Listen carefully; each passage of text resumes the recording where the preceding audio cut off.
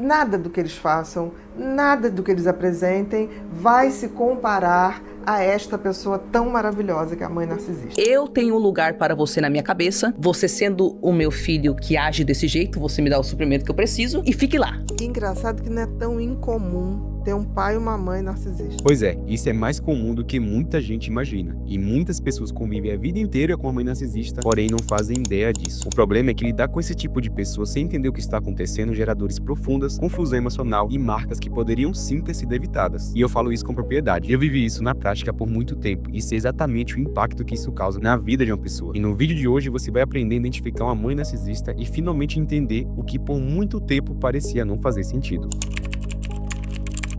Essa ideia da mãe boa, amável, quase assim uma Nossa Senhora, parece que existe desde sempre. Mas e quando a mãe não é tão boa assim? Pode achar estranho saber ou admitir que tem mães que maltratam os filhos, que tem mães que fazem muito mal aos seus filhos. A primeira característica que, enquanto filho ou filho de pais narcisistas, você pode ter percebido é a necessidade da pessoa narcisista de ter controle sobre os outros. E tem o cruel de tudo isso, né, é que uma vítima, né, por exemplo, uma filha, um filho que passa por isso, ele tá sempre esperando, não importa o que seja, mesmo no meio de um caos, mesmo no meio de uma doença tão grave, ele tá sempre esperando um momento que seja um momento doce, um momento de acolhimento, um momento de validação. Então, ele não consegue. Ele não se libertou emocionalmente. Exato. Veja bem, pessoas narcisistas se sentem inerentemente não dignas de amor. Elas acham que elas não valem muita coisa. Elas acham, inclusive, que elas são tão desprezíveis, inferiores e quebradas que ninguém vai espontaneamente querer doar o seu amor para elas. Então, se você está fadada a uma existência sem amor, controle é um bom substituto.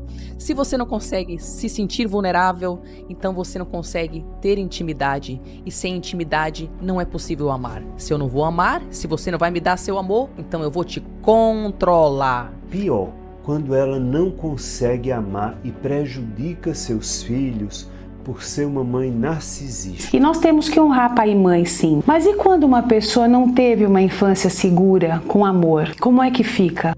Pois é, essa psicóloga fez uma boa pergunta. E a realidade por trás disso, ela é muito pesada. E eu comprovo tudo isso, porque, pra ser sincero, eu desconfio que eu tenho pais narcisistas, né? Por situações muito delicadas, né? Eu posso contar um pouquinho no final do vídeo, né? Pra não atrapalhar também os trechos de vocês. Mas vou logo avisando, que vem a seguir trata muito bem a realidade de pessoas que têm pais narcisistas, né? Que convivem com pessoas narcisistas na família. Realmente é algo muito pesado. Então é uma coisa bem difícil de lidar. Elas são abusivas, né? Tudo que elas fazem é em nome de ser mãe. Eu sou sua mãe, eu posso fazer isso com você. Eu sou filha de uma mãe narcisista e eu não sinto falta da minha mãe. Eu sinto falta de ter tido uma mãe. Ela tem que ser, qualquer pessoa, tem que ser um admirador dela. Narcisista, ele quer aplauso. Ele quer que você olhe para ele e ache que você está vendo a melhor pessoa do mundo, né? Ele tem essa necessidade. Ele é uma pessoa, para o narcisista, ele é um suprimento dessa sensação de que eu sou maravilhosa, eu sou inteligente, eu sou especial, eu sou uma pessoa extremamente especial e quer que aquela pessoa vire um grande fã. É muito triste você passar por a experiência toda ao lado de um narcisista, ela faz com que, enquanto você não se liberta emocionalmente, ela faz com que você espere. É uma eterna espera. O tempo todo, né? É uma eterna espera. Você está sempre naquela estação, sentada num banquinho, esperando o trem abrir. Exato. E aquela pessoa olhar para você. Você está o tempo todo Exatamente. esperando que alguma coisa aconteça, que o farelo chegue, que o biscoitinho... Você está ali ainda esperando essa migalha. Você está esperando uma migalha. Para mim é como se a minha mãe estivesse morta em vida. Como uma filha de mãe narcisista, eu não consigo me sentir o suficiente sobre as coisas. Até as coisas em que eu sei que eu sou um pouquinho acima da média, do medíocre, eu não consigo ficar feliz por mim mesma. Invalidar o que o outro acha que viu, sentiu e percebeu. A tal ponto que o outro começa a pensar, ué, Se essa pessoa aqui que eu amo tanto tá falando que não aconteceu, poxa, caraca, eu devo estar enlouquecendo, eu devo ter algum tipo de problema, eu devo ter entendido errado, eu acho que eu estou exagerando. Então, o narcisista consegue, através dessa invalidação constante da sua realidade, ou gaslighting, fazer você ficar confuso.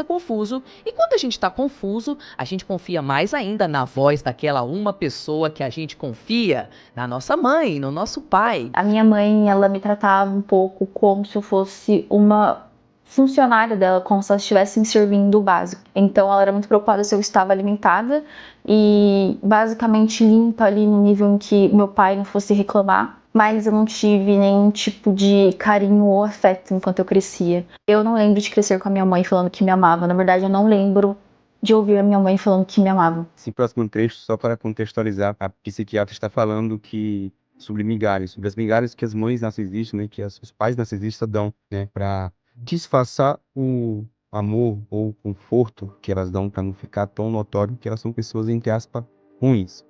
Essa migalha, ela tem um poder tão mágico de sedução, de conforto, né? Que por isso que eu martelo na tecla de que o conhecimento liberta, porque aí você não se deixa encantar pela migalha. Você Porque a identifica migalha por que é si só, migalha. você identifica que é migalha, porque a migalha por si só vai te dar alegria. Imediata. O farelo vai. É. Você tá com fome, um biscoitinho Claro. te dá uma sensação. Sim. Claro. Você não pega um snackzinho, come, não é gostoso? Pronto, porque você tá com fome. Sim. Tem mães que surram os filhos, que judiam, que às vezes não alimentam, ficam fazendo experiências com os filhos. O filho não entende nada, ele é pequenininho. Uma mãe narcisista, com certeza, ou essa filha e esse filho vão perceber isso logo no início, que é muito difícil, ou então eles vão sofrer muito, porque nada do que eles façam, nada do que eles apresentem vai se comparar a esta pessoa tão maravilhosa que é a mãe narcisista. Então pode ser uma mãe que, por não ter sido amada, cuidada e desejada pelos pais como um bebê precisa ser, cresce uma pessoa com um eu danificado, um eu vulnerável. Em outras palavras, é na falta ou no excesso sofrido na construção do eu que uma personalidade adoecida não consegue se colocar corretamente no papel social que se espera que uma mãe tenha. Ela era uma pessoa muito reclusa, então não me levava pra escola. Eu nunca saí com a minha mãe, eu nunca fui no cinema com a minha mãe. Eu acho que eu nunca fui nem no supermercado com a minha mãe. Se eu tento buscar ela na minha cabeça, sempre era eu, meu pai ou eu sozinha. Eu nunca tive um ambiente familiar gostoso ou leve. Voltar para casa da escola, para mim, era uma mudança tão brusca de ambiente que eu me tornei uma criança que gostava muito de ficar na escola. E o narcisista, ele tem, não é que ele não tenha empatia, mas ele tem um grau reduzido de empatia, porque ele vê você como uma pessoa assim, não é especial como eu. Então, aquela mãe que fica assim, porque eu fiz isso, porque eu fazia aquilo, porque você tem que agir assim, você tem que não sei o que lá, você vai tirando qualquer validade. Destrói toda a autoestima dessa criança, destrói toda a autoestima. Então, esta pessoa, uma mãe narcisista, faz com que seus filhos se sintam nada o tempo todo. Outra forma que pais narcisistas controlam seus filhos é através do isolamento. Quando uma mãe ou um pai narcisista percebe que alguém te ama, alguém que pode influenciar os seus pensamentos, está ganhando muito tempo com você, eles podem se sentirem ameaçados no seu controle e arranjar formas de distanciar você dessas pessoas, fazendo com que você não tivesse contato com os familiares mais queridos, não é? Eles arranjam formas de difamar você para os outros, para que você fique isolada e isolado, e assim recebendo menos influências fora a influência da pessoa narcisista que quer te controlar. Né? Então, ela tá o tempo todo numa dramaticidade, num palco. Os afetos, os sentimentos são muito superficiais. Então, uma mãe histriônica, por exemplo, tá falando com o filho, tá rindo, brincando, de repente, ela saca que para chamar a atenção, ela tem que chorar. Então, ela fala, não, agora isso que você falou me abalou profundamente. E ela chora. Então ela tem um afeto, daqui a pouco chega alguém e fala, ai, fulana, chegando, ai, que maravilha, vou trocar minha roupa, vou sair. Ela estava falando com essa filha, buscando aquela emoção. Quer dizer, são afetos muito superficiais e são pessoas, o histriônico, ele está sempre querendo atenção. Isso que a psiquiatra Ana Beatriz falou, eu me identifico muito, porque eu já presenciei a situação de, por exemplo, meu pai tá falando mal de uma pessoa, né, que no caso, eu tenho 5 irmãos, né, falando mal de uma das minhas irmãs, falando mal, beleza. Daqui a pouco, aparece outra pessoa em casa, falando bem da minha irmã, porque minha irmã na época, né, estava internada por questão de alcoolismo. E aí ele se emocionando. Então uma hora ele estava falando mal, outra hora ele estava se emocionando. Como é isso? Então ele vai fazer de tudo. Chama tudo pra ele. Seja com fatos ruins, seja com fatos bons. Outra forma que pais narcisistas, essa é clássica, controlam seus filhos é através da dívida eterna. Mães e pais narcisistas vão falar constantemente, mas eu te criei, mas eu te pari, olha tudo que eu passei por você, agora você não vai me obedecer? E aí muitas vezes a gente olha para a vida da nossa mãe ou do nosso pai e percebe, caraca, nossa, mas eles realmente passaram muita coisa para me dar comida, para me dar um teto, para me colocar na escola. Às vezes até cuidaram bem dos aspectos materiais da minha existência. Putz, eu realmente não deveria reclamar de nada. Esse filho, além de tudo, vai ter culpa. Porque essa mãe vai botar assim, porque você vai me abandonar.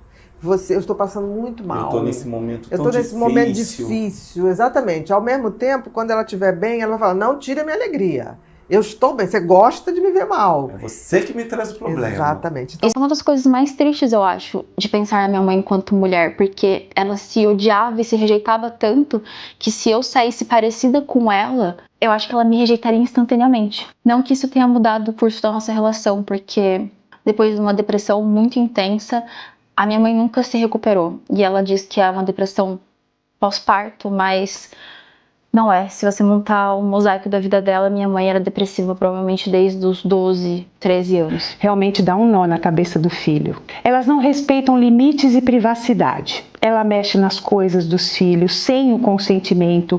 Elas dão coisas para os outros, de roupa, de pertences pessoais, coisas que os filhos gostam. Ela se desfaz. Ela pega de volta dizendo que aquilo não é do filho. Ela fala coisas pessoais para as pessoas, coisas dos filhos. Isso é outra coisa que aconteceu comigo também, né? Questões pessoais que aconteceram aqui em casa, e não vai falar para uma pessoa nada a ver, e às vezes até mentir em relação ao meu nome. Isso aí eu me identifico muito também. Então, pais e mães narcisistas constantemente jogam na sua cara.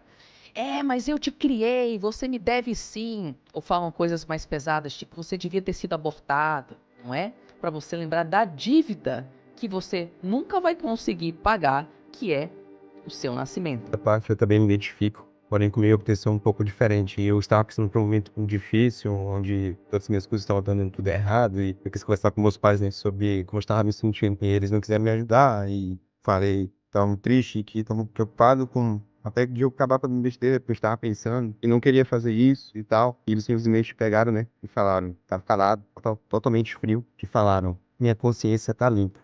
E se você tenta ser independente ou se você insiste em alguma coisa, existe a punição, né? Qualquer tentativa de autonomia é punida. Exatamente, um exemplo real aqui, um caso até pessoal meu.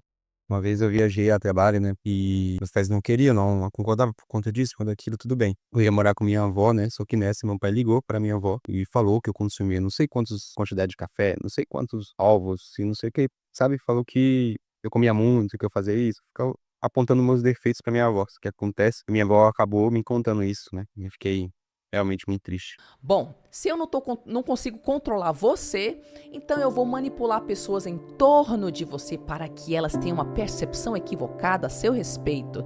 Então eles vão triangular pessoas, eles vão usar terceiros para jogar contra você, para mentir a seu respeito, para dizer coisas horríveis que você fez, que você nunca fez, para que essas pessoas então abordem você e deixe você constrangido, com raiva, não sabendo como se defender dessas mentiras e dessas falas que são injustas, que inspiram muita raiva, mas que na verdade são uma tática de controlar você. Ela gosta de penetrar nos teus sentimentos mais negativos e ruins e dolorosos para usá-los contra você. E tudo isso é feito sem o menor constrangimento, como se tudo aquilo fosse absolutamente natural.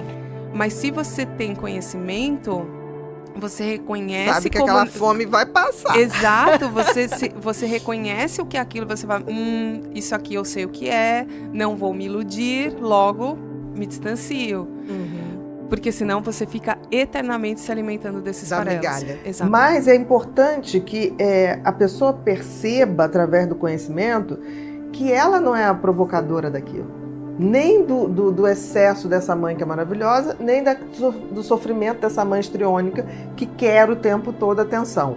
E aí que ela começa a entender, que eu acho que é o grande entendimento da vida, é quando a gente nota que, independente de ter pai ou mãe, nós somos o universo individual. Você tem uma mãe dentro de você, tem um pai dentro de você e que pode nutrir a sua criança. A pessoa não tá nem aí se você tá se estrupiando todo, contanto que eles estiverem recebendo lá o que eles querem, que acontece com você, tanto faz. Sim, olha só, a sua mãe, não é que ela não te ame, ela não sabe amar do jeito que você esperava e queria que ela te amasse. A expectativa. E aí também essa coisa de um distanciamento é necessário, até para que o filho possa olhar para essa mãe e falar assim, no fundo, eu tenho pena dela. Porque assim, ela não ama ninguém, ela quer aquele aplauso. A outra pessoa, ela quer atenção. Nem que ela tenha que se jogar no chão, adoecer para ter essa atenção. Então, no fundo, dá um pouco de pena desse ser humano que não está se desenvolvendo para a transcendência. Ana Beatriz, você falou a pura verdade. Em resumo, a única solução é você ver a situação com distanciamento. Como a Ana Beatriz falou, com um olhar de pena. E fato, distanciamento. Porque você não vai conseguir viver junto dessa pessoa de maneira saudável. Então, distanciamento e uma nova perspectiva é o segredo para saber lidar com pais, ou familiares narcisistas. Muito obrigado e espero que tenham gostado do vídeo.